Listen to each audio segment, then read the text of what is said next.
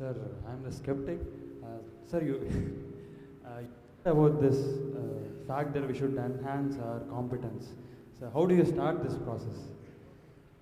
IIT is a beginning.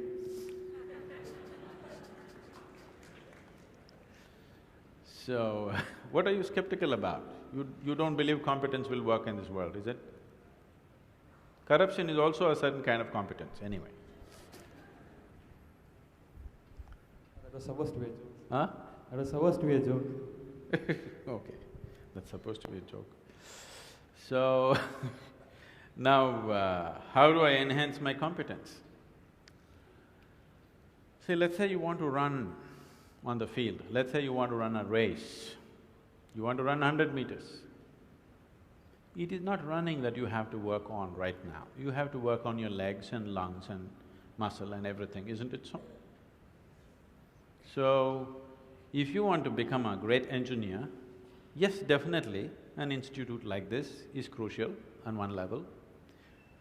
But any number of people might have come here and gone, not all of them became great engineers.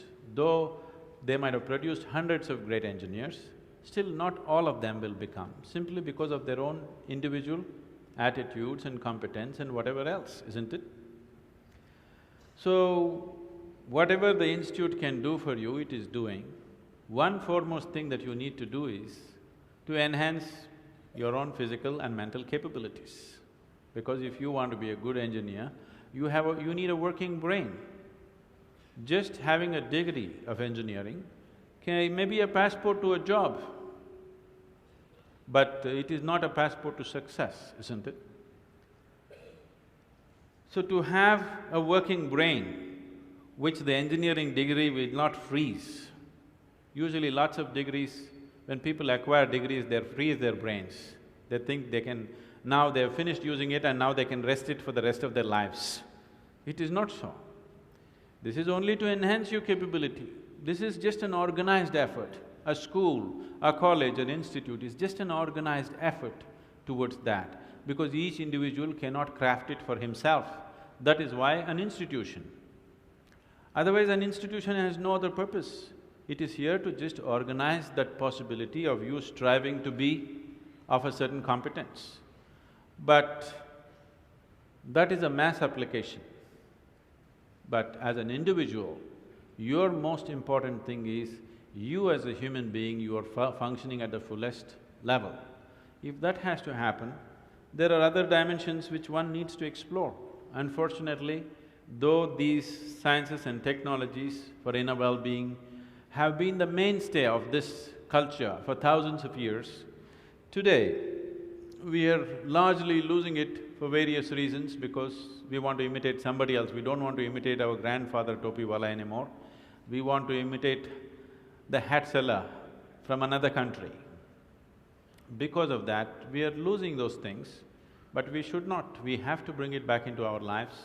This is very much a part of the way the culture itself is structured, that it is all about the human being.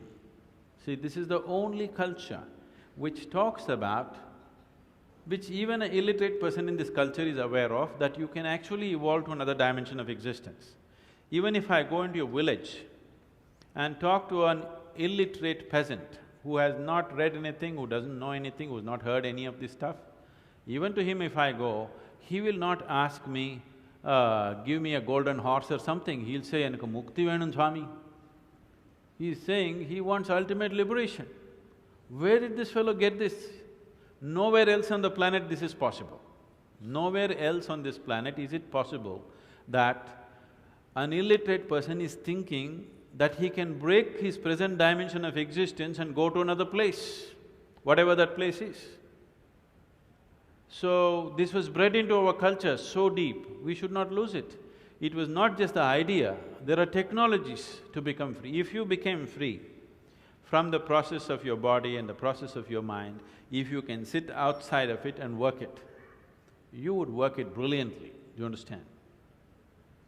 You would be able to use this body and use this mind only when you are able to not treat it as myself.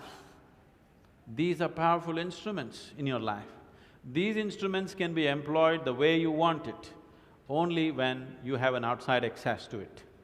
Right now, you are a phenomenal computer, but you don't know where the keyboard is. When you can't think, you scratch this spot, that's not where it is.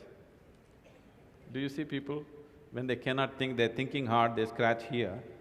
It doesn't work like that. There are proper steps that one can take. It could be offered here if everybody is willing for that.